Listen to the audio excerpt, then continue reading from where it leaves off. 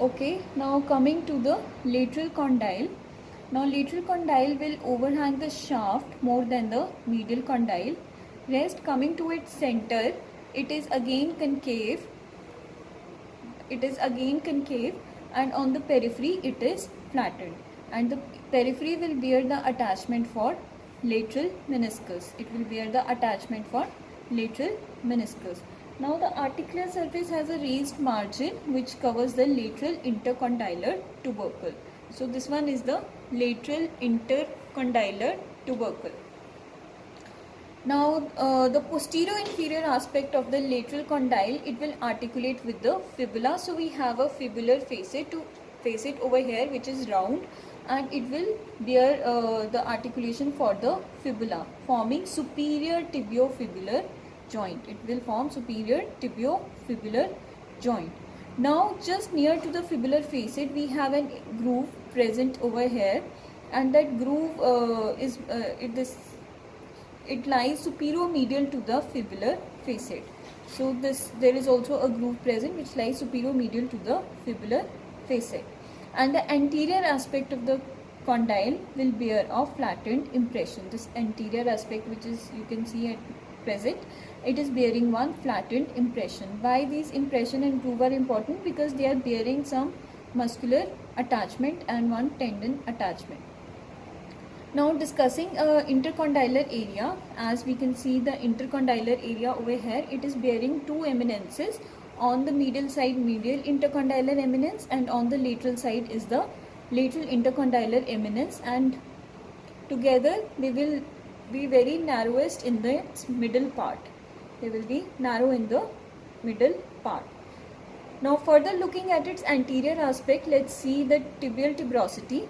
Coming to the anterior aspect, this one is, which you can see roughened one, is the tuberosity of tibia, and it is a prominence which is located on the anterior aspect of upper end of tibia. Now it will also bear the limit for the intercondylar area. Now this now we will see the shaft of the tibia. As we can see, it is prismoid in shape. The tibia, the shaft of the tibia is prismoid in shape, and it has again three borders. One which we earlier discussed, also called as shin of tibia, is the anterior border. The another one is the medial border, and the the third border is the interosseous border. So this anterior border, then this one which I am marking now is the interosseous border, and towards the medial malleolus is the medial border of the shaft of tibia. Now in between these borders there will be surfaces. So between the anterior border and between the medial border lies the medial surface. Between the anterior border and the medial border, this surface is the medial surface, bearing no attachment to any muscle. So there is no muscular attachment on this medial surface except at its upper part, which we will discuss later. Between the anterior border and the interosseous border, which you can see, this one is the anterior border, and below is the near this one sharp border is the interosseous border. It is bearing one, this surface is called as lateral surface. So this surface of the tibia is the lateral surface of tibia. Then we have interosseous border and this medial border, and behind the surface is the posterior surface. So the third surface is the posterior surface of tibia.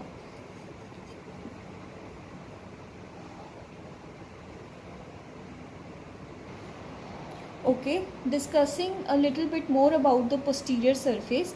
As you can see, I have marked a few lines over here. Now one oblique line which you can see, it is extending from the fibular facet, running backwards and medially. This line is called as soleal line. So this line is called as soleal line.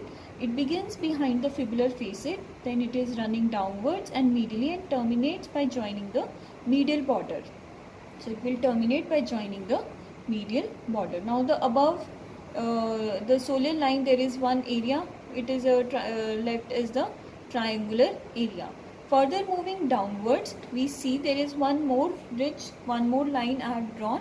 This divides the posterior surface into medial and the lateral area. So posterior surface has been divided into a ridge, into medial and lateral area by one vertical ridge.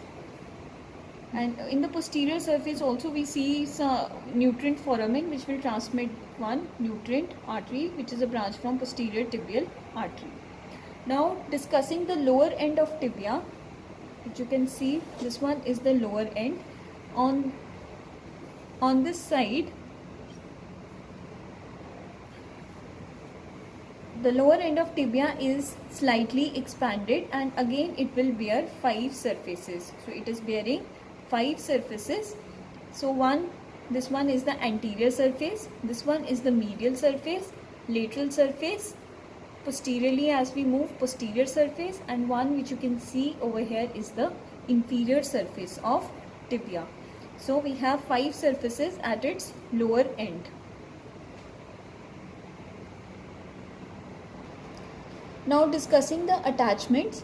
Now first attachment we will study on the medial condyle. So as you can see, this one is the medial condyle, and I have marked one impression over here.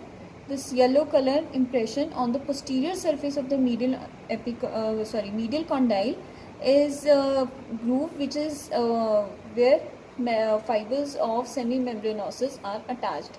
So we have a muscle semimembranosus. That muscle is attached on this posterior surface.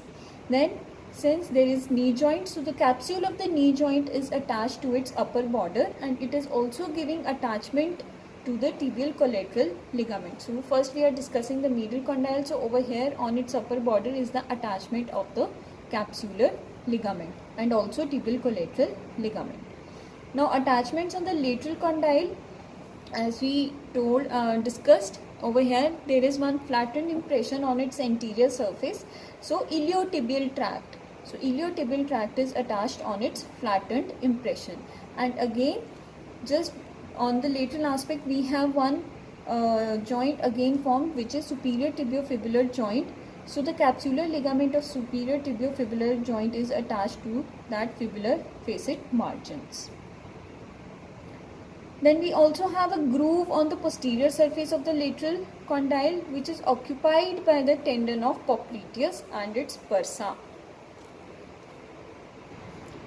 So this groove on the posterior surface, which is being marked by pink color, it is showing that tendon of popliteus will pass from this groove along with this bursa intervening. Now we have attachments on the intercondylar area. Let's come and discuss the attachments on the intercondylar area. So please mark it, students. This one is the medial condyle and this one is the lateral condyle. So this is medial condyle and this one is lateral condyle. In between is the intercondylar area. At the intercondylar area, on its middle part, it is narrowest. Why it is narrowest? Because presence of these two intercondyles. One on the medial intercondylar eminence and on the lateral side is the lateral intercondylar eminence. Now as I told you, on medial condyle we have medial meniscus. On the lateral condyle we have lateral meniscus, which is separating it from the condyles of the femurs. Now the menisci, they will have horns that you have studied while you studied the knee joint. Okay, now I will begin with the attachments on the intercondylar area. As I told you, this area is the intercondylar area. In the middle, it is constituting on the medial side medial intercondylar eminence, and on the lateral is lateral intercondylar eminence. This one is the lateral intercondylar eminence, and we have this one is the intercondylar area. Now coming to the anterior aspect of this intercondylar eminence, anteriorly we have 3 attachments. We have 3 attachments in front of this intercondylar eminence. The first attachment is anterior horn of medial lemniscus.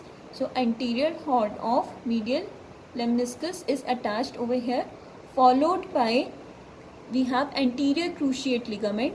Then we have anterior horn of lateral meniscus. So 3 attachments anterior horn of medial meniscus, anterior cruciate ligament, and anterior horn of lateral meniscus.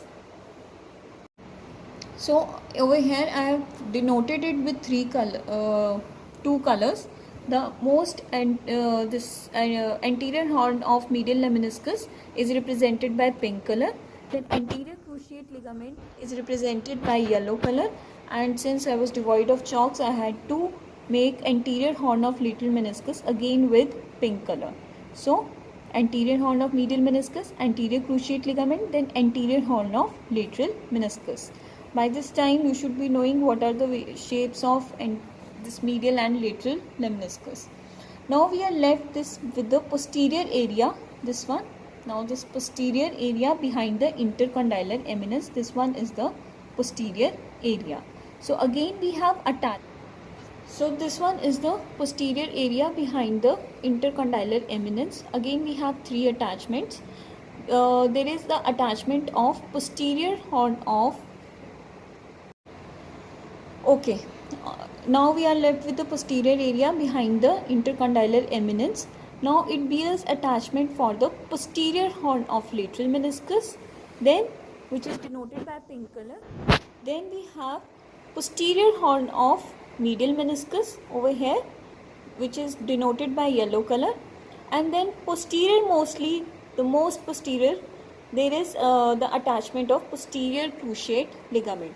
So again please recall it. We have posterior horn of lateral meniscus, then posterior horn of medial meniscus, and very posteriorly this pink, which is denoted by pink color, is posterior cruciate ligament. So these are the attachments on the intercondylar area. Over here you can see this one is the tibial tuberosity, and this tibial tuberosity will bear the attachment for ligamentum patellae. It is attached to the upper smooth part of the tibial tuberosity, and the lower rough area over here, which you can see, it is subcutaneous, but it is separated from the skin by subcutaneous infrapatellar bursa. So over here lies the subcutaneous infrapatellar bursa on its roughened part. Coming to the attachments of the shaft, as we discussed, this one is the anterior border and this one is the lateral surface. So the upper 2/3 of the lateral surface will bear this lateral surface over here, which you can see. It will bear the attachment, the upper 2/3 for the tibialis anterior muscle. So tibialis anterior will take origin from the upper 2/3 lateral surface of the tibia.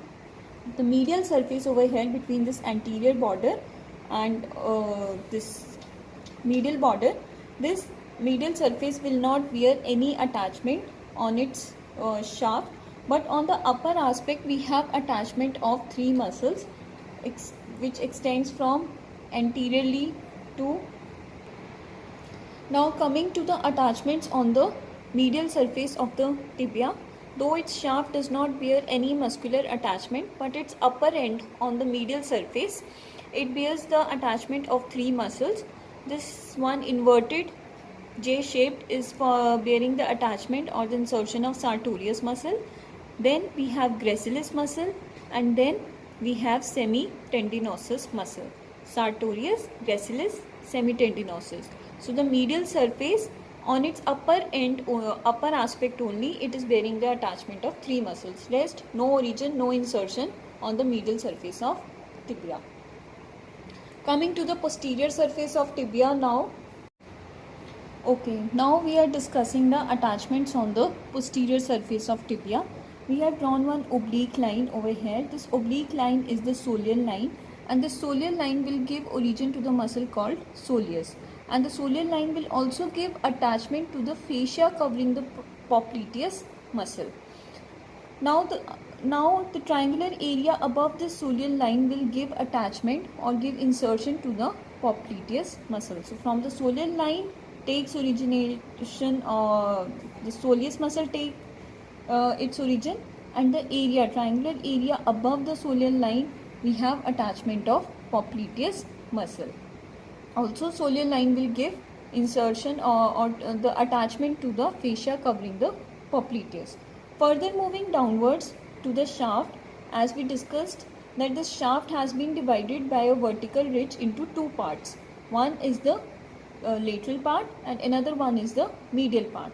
So the medial part, upper 2/3 will give origin to the flexor digitorum longus. This one yellow color is denoting the vertical ridge, and the area medial to it will give origin to the flexor digitorum longus.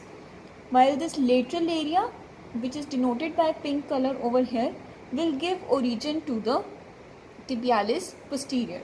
So it is giving origin to the tibialis posterior below the soleal line on the lateral side and to the flexor digitorum longus on the medial side. So these are the attachments on the posterior surface. Now moving to the anterior border, which is also called as the shin of tibia, it gives attachment to the deep fascia of the leg in its lower part and also to the superior extensor retinaculum. Over here to the lower part it is giving attachment to the superior extensor retinaculum and above to the deep fascia of the leg. Now on the lateral side over here at the fibular notch, it will give attachment to the interosseous tibiofibular ligament. Over here it will give attachment to the tibiofibular ligament, and the margins of this lower end gives attachment to the capsular ligament of the ankle joint. These margins which you can see of the lower end, it will give attachment to the capsular ligament. Apart from that, this medial malleolus over here, this lower border of the medial border, the lower border of this medial malleolus gives attachment to one very important ligament of the ankle joint, which is deltoid ligament. So these are all the attachments which are related to the tibia bone. Now on the anterior surface of the tibia, when we see, this is one important aspect which has to be taken into consideration, because from this lower end of tibia, on its anterior aspect there are few structures which passes from medial to lateral side below the superior extensor retinaculum, because this is very important from viva point of view. So the first structure from medial to lateral side which passes is the tendon of tibialis anterior. So first structure is passing the tibialis anterior, then extensor hallucis longus, then we have anterior tibial artery, then we have deep peroneal nerve, and then we have extensor digitorum longus, then peroneus tertius. So first is tibialis anterior, then extensor hallucis longus, then we have anterior tibial artery, then we have deep peroneal nerve. After the deep peroneal nerve, we have tendon of extensor digitorum longus, followed by peroneus tertius. So this is the structures which are passing deep to the superior extensor retinaculum on the anterior aspect of lower end of tibia. For this you might have learned one mnemonic, that the Himalayans are not deep ranges. The Himalayans are not deep ranges. T stands for this tibialis anterior, H stands for extensor hallucis longus, A stands for anterior this artery, which is anterior tibial artery. Naught will give rise to nerve, deep means extensor digitorum longus, and R for peroneus tertius. Okay, now coming to the relations on the posterior surface of lower end of tibia. From medial to lateral side, the first structure which will pass will be tibialis posterior. The first structure passing is the tibialis posterior. The next to it is the tendon of flexor digitorum longus. Then we have posterior tibial artery. Over here I have to mark it with yellow color to show the difference. Then after this we have tibial nerve. We have one nerve which is called as tibial nerve, and then we have last tendon is flexor hallucis longus. So flexor tibialis posterior, flexor digitorum longus, posterior tibial artery, tibial nerve, flexor hallucis longus. Now the mnemonic for this is to learn the doctors are not hungry. The doctors are not hungry. So this is all about the attachment and the salient features of tibia.